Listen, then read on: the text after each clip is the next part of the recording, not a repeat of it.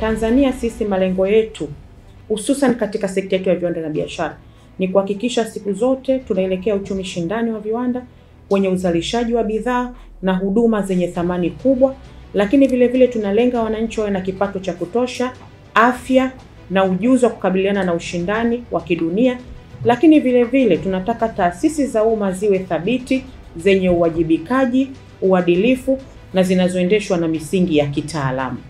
Na kwa taswira hii, TBS ni mhimili wa ushindani wa taifa katika masoko ya ndani, kikanda na kimataifa. Bila viwango imara vinavyoeleweka na kutekelezwa kwa weledi na uadilifu, la kwanza, hatuwezi kujenga uchumi wa viwanda na wenye ushindani, hatuwezi kulinda afya na usalama wa wananchi, lakini vile vile hatutaweza kushindana vizuri katika masoko ya kikanda na mikataba mingine ya kikanda na ya kimataifa. Kwa ninapozungumza na nyinyi leo, ninazungumza na injini ya ubora wa maisha ya Mtanzania na ushindani wa uchumi wa soko. Wakati naangalia pale, lakini wakati na mimi najaribu kulifahamu utendaji wa shirika, nimeona na mmesema pale mafanikio ambayo shirika imekuwa nayo. Naomba niwapongeze sana kwa kukuza miundombinu ya maabara za kupima bidhaa mbalimbali. Mmeonyesha pale, tumeona na mimi nimetembelea kwenye baadhi. Kwa hiyo ni hatua kubwa sana. Kwa hiyo niwapongeze sana katika hilo. Lakini vile vile niwapongeze kwa kuanzisha mifumo mbalimbali ya kidijitali ambayo mimi najua inaendelea kurahisisha utoaji wa huduma na kuendelea kuboresha ubora wa bidhaa. Lakini vile vile nimeona programu za ujasiriamali ambazo mnafanya kwa SMEs, pia niwapongeze kwa kujiongeza na kwa kufanya kwa utaratibu huo. Lakini vile vile kwa mnavyoboresha huduma kwa kujenga maabara katika maeneo mengine ya kikanda, lakini vile vile nimeona mnaendelea kufungua ofisi katika baadhi ya maeneo kwa ajili ya kusogeza huduma kwa wananchi. Kwa hiyo niwapongeze sana kwa jitihada kubwa ambazo mnazifanya. Kwa hiyo sisi kwa kweli tunaridhika na kasi ambayo mnaenda nayo. Ni kasi nzuri sana.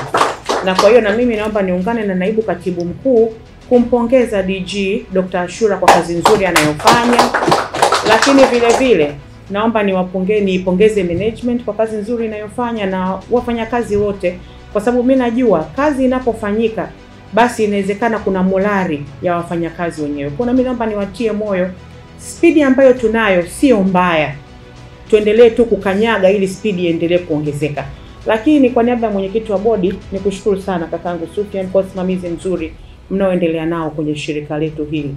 Tunaamini haya ni matunda na matokeo yenu. Tunawashukuru sana na asanteni sana.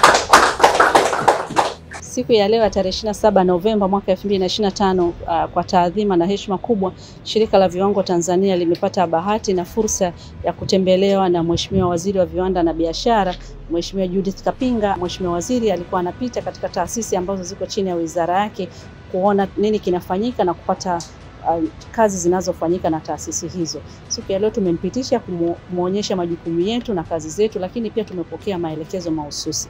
Tunafahamu eneo husika sasa hizi, moja ya maeneo mengine, taasisi yetu ya Shirika la Viwango Tanzania ni injini ya uchumi na biashara katika nchi hii, kwa maana ya kwamba tuna wajibu mkubwa wa kuhakikisha biashara zinafanyika kwa weledi na bidhaa zilizoko sokoni zina ubora na usalama. Lakini sambamba na hilo kuwezesha kwamba vijana wapate ajira. Vijana wanapataje ajira? Kupitia programu zetu mbalimbali za kutoa mafunzo, kutoa elimu na kuwezesha viwanda vidogo vidogo. Tutaendana sambamba na mikakati ya serikali ambayo imetolewa na kuhakikisha basi tunakuwa ni taasisi wezeshi, kuhakikisha basi wale vijana na makundi mengine katika jamii pale ambapo wanakuepo katika maeneo yao. Na tunafahamu kabisa katika ilani ya Chama cha Mapinduzi kwa mwaka 2025-2030 imeahidi kutoa ajira milioni 8 kwa vijana, lakini sasa wale vijana hizo ajira zingine ni katika sekta binafsi watajiajiri. Basi sisi kama taasisi ya Viwango Tanzania tuna wajibu kuwapa elimu na kuhakikisha basi zile biashara zao wanazozifanya zina ubora na usalama. Wakati huo biashara zao ziwe shindani, lakini pia zitaendelea kumlinda Mtanzania, lakini pia zikiwa na ubora na usalama zitakuwa ni biashara endelevu, zitasaidia kuleta uchumi na kuongeza uchumi katika pato la taifa, lakini na wao wataendelea kukua na kutoa ajira kwa watu wengine.